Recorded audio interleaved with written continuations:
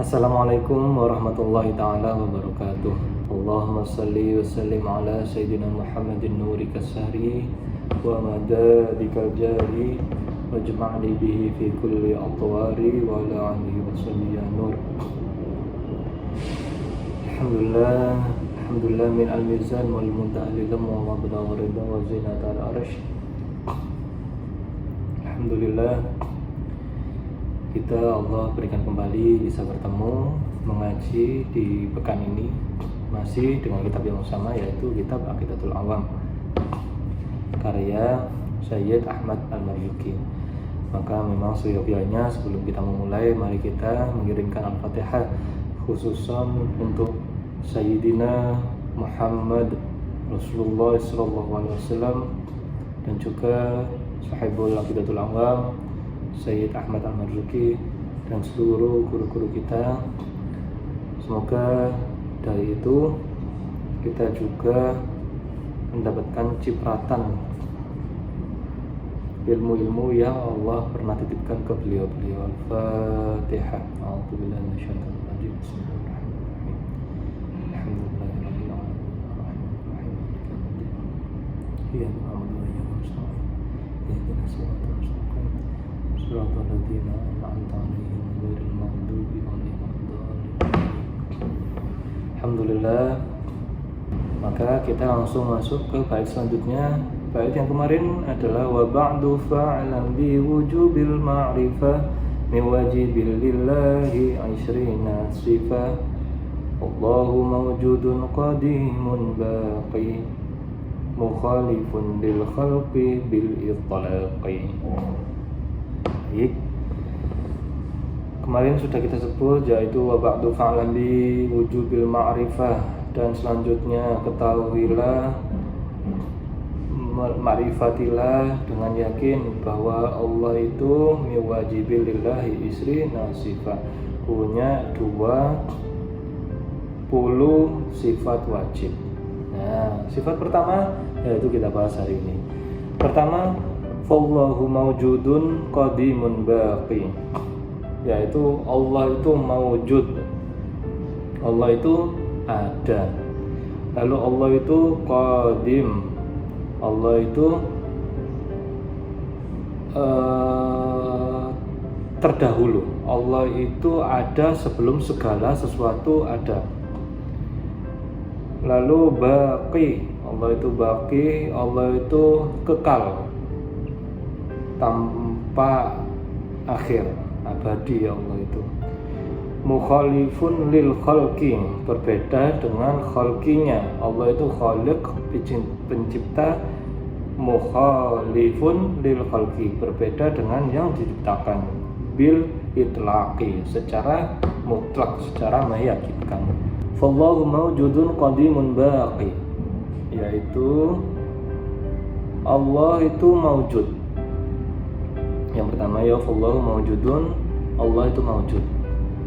Jadi mawjud ini dibagi menjadi, wujud ini dibagi menjadi dua, yaitu wujud qat'i dan wujud dharuri. Wujud qat'i ini Allah yang memiliki wujud qat'i, hanya Allah, yaitu wujud yang independen, tidak bergantung pada wujud-wujud yang lainnya. Sedangkan wujud dharuri itu kita, kawan-kawan hewan dan lain sebagainya, itu wujud dharuri.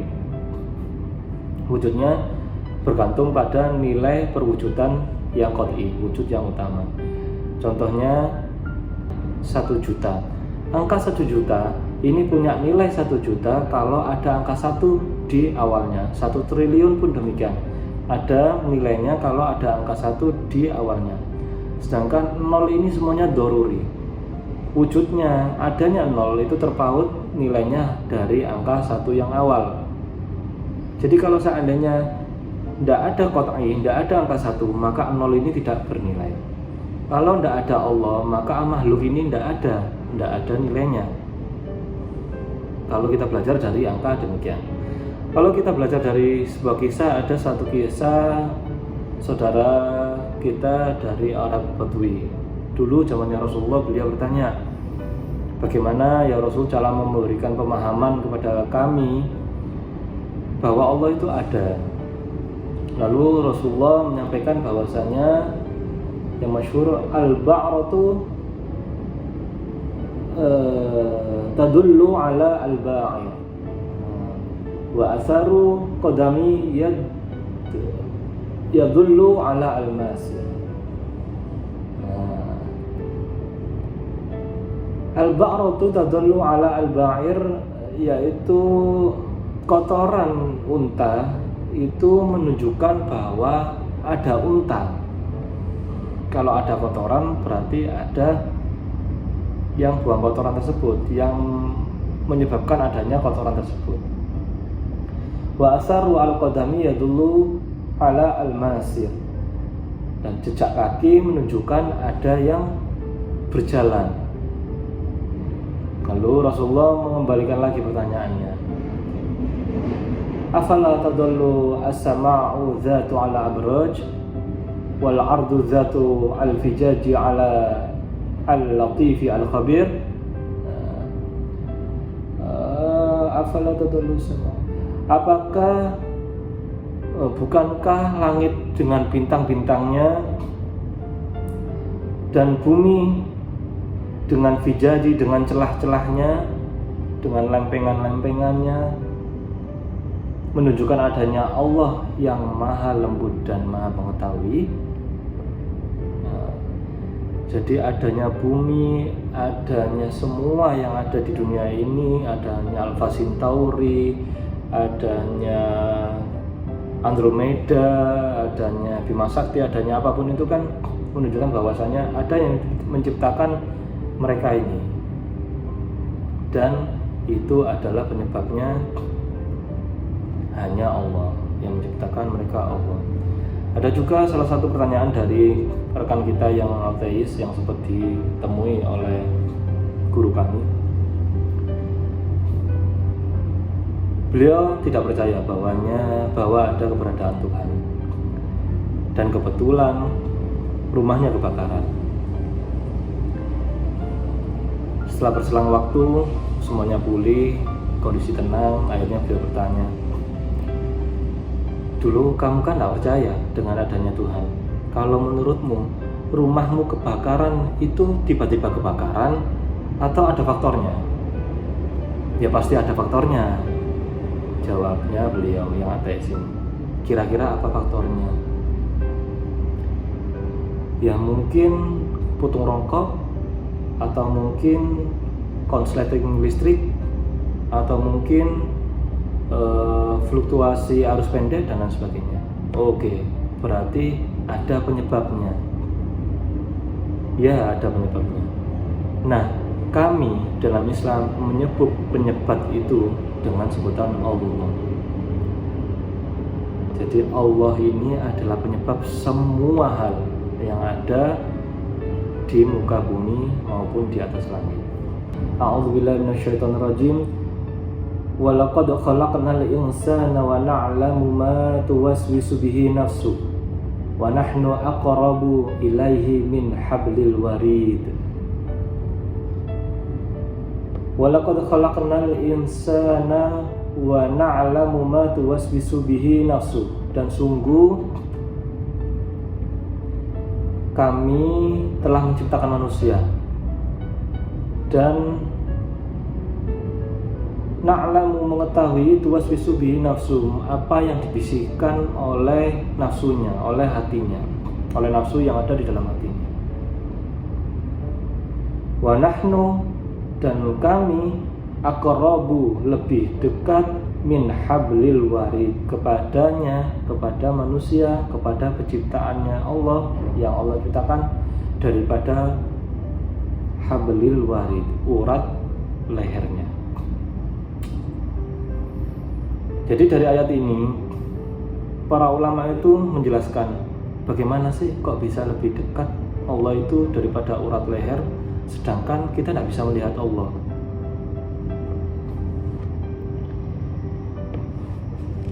Ibaratnya seperti ini. Di sini ada koran. Mungkin saudara-saudara bisa melihat tulisan ini. Sui Shao Jing Zheng Se Fa Song Bao Zha Wu Se Wu Ren Shou Shang. Sui Shao Jing Zheng Se fasong pauca usulun susah. Bisa dilihat ya ini ya, tulisannya warna merah. Lalu kalau seperti ini apakah masih bisa dilihat? Insya Allah masih bisa dilihat.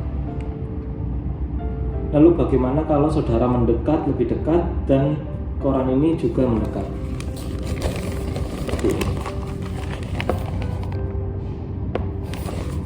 Nah, insya Allah di momen seperti itu kita nggak bisa melihat sudah tulisan Mandarin dari koran tersebut. Sama seperti itu. Saking dekatnya Allah dengan kita, sampai kita nggak bisa melihat. Di lain sisi, seringkali kita tidak kenal bagaimana Allah tersebut dengan segala sifatnya, dengan segala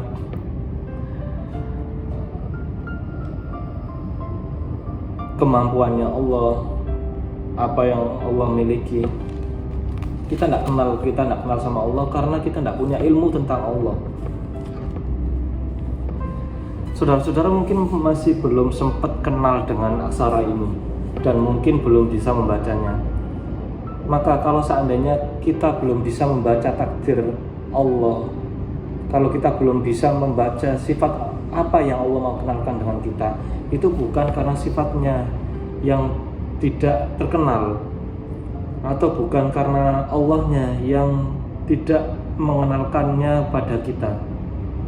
Mungkin karena kita belum pernah belajar tentang Allah itu sendiri, belum pernah belajar tentang aksara ini, sehingga kita tidak kenal aksaranya, belum bisa membaca aksaranya. Kita belum kenal dengan Allah, sehingga kita selalu bingung ketika kita dihadapkan dengan peristiwa-peristiwa yang Allah sebenarnya mau kita kenal dengan Allah melalui peristiwa itu. Lalu selanjutnya, fallahu mawjudun qadimun baqi. Allah itu mawjud yang kita barusan pelajari, yaitu selanjutnya Allah itu qadim.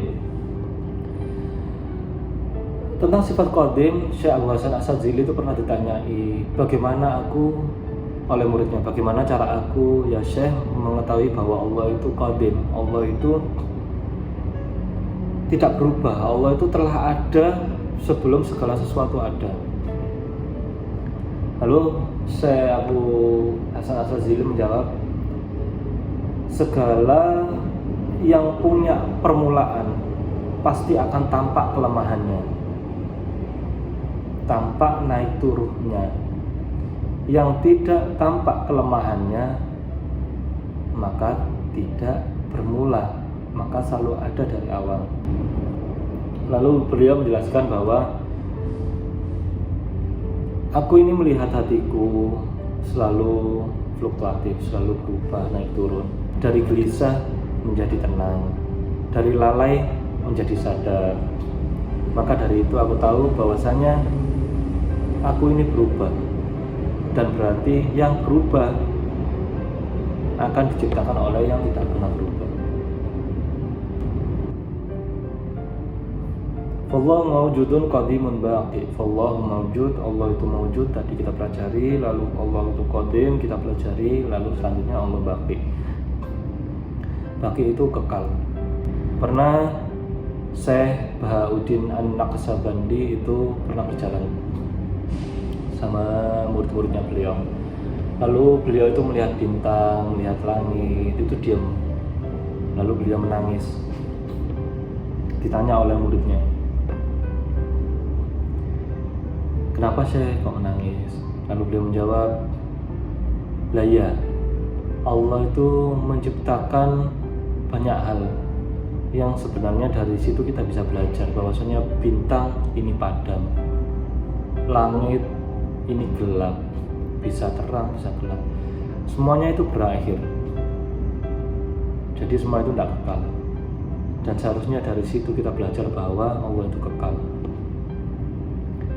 Sayyidina Ali itu juga pernah ditanya oleh malaikat, kalau seingat saya, kalau seandainya kamu diberikan kekuatan oleh Allah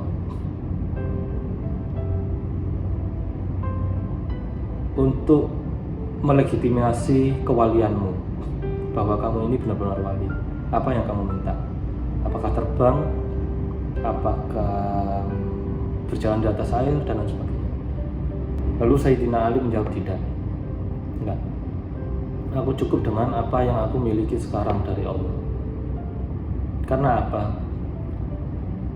Sekarang aku bisa mengetahui bahwa Allah menciptakan nyamuk. Di nyamuk itu punya pusar. Di dalam pusar itu ada bakteri. Bakterinya itu beranak pinak. Dalam bakteri itu punya nukleus, punya protein dan sebagainya. Dari nyamuk ini saja cukup memberikan aku paham bahwasannya Allah itu Maha Pencipta. Allah itu detail dengan ciptaannya. Allah itu bisa mewujudkan semua hal yang bahkan tidak ada yang bisa mewujudkan selain Allah. Sekarang tidak ada yang bisa menciptakan nyamuk dengan bakterinya, dengan kehidupan di dalam bakteri, dengan nukleusnya mungkin. Di situ langsung malaikat paham, benar-benar Sayyidina Ali ini wali. Karena hanya kekasih yang mengenali kekasihnya. Lalu selanjutnya mukhalifun lil khalqi, yaitu di nas lain mukhalafatul lil hawadis. Berbeda dengan makhluknya, berbeda dengan ciptaannya. Imam Al-Ghazali sempat menjelaskan di kitab Ar-Risalah Al-Qudusiyah. Ini ya, beliau ini kan Hujatul Islam ya. Dari tasawufnya beliau Asy'ari. Dia menjelaskan man arafa nafsahu bil fana'i arafa rabbahu bil baqa'i. Wa man arafa nafsahu bil hawadith bil hudusi arafa rabbahu bil qadami. Wa man arafa nafsahu bil iftiqari arafa rabbahu bil wujudi al ghaniyyi ala kulli syai'.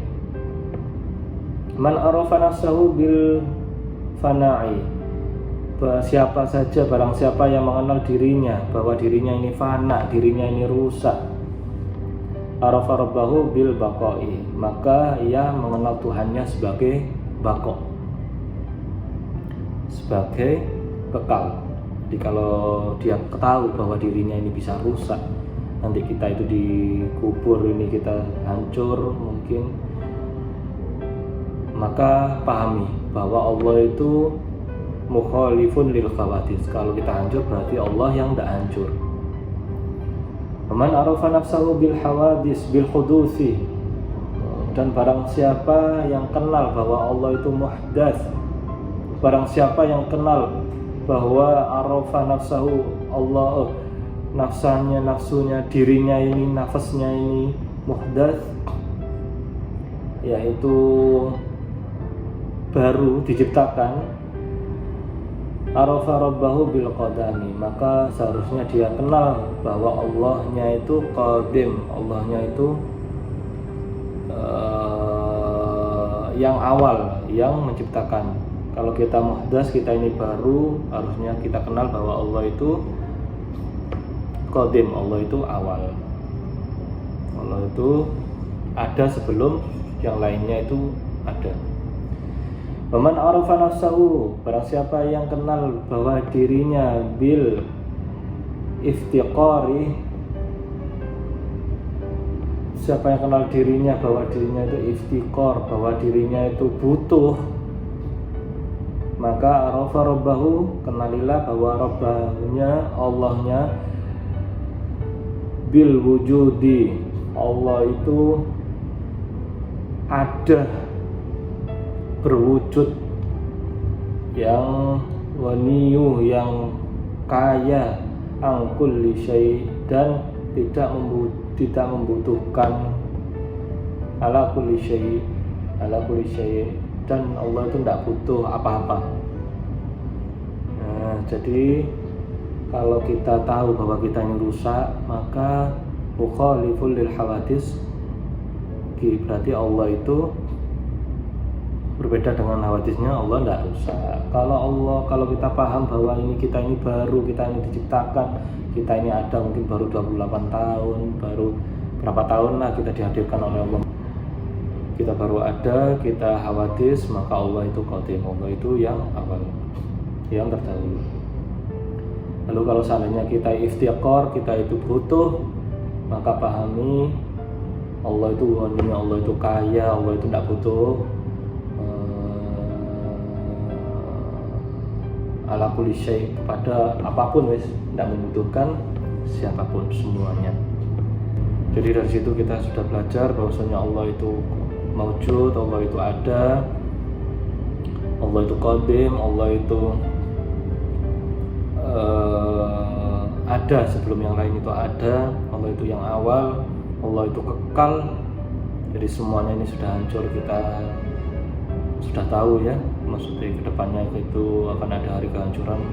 Pastikan, pahami bahwasanya hanya Allah nanti yang tidak hancur, bahkan malaikat-malaikat pun nanti hancur, termasuk yang akhir malaikat Israel saat bertanya ketika seluruh malaikat itu sudah habis, dicabut nyawanya, seluruh alam ini sudah hancur, malaikat Israel berdua sama Allah. Lalu malaikat Israel tanya, ya Allah, apa yang harus aku lakukan?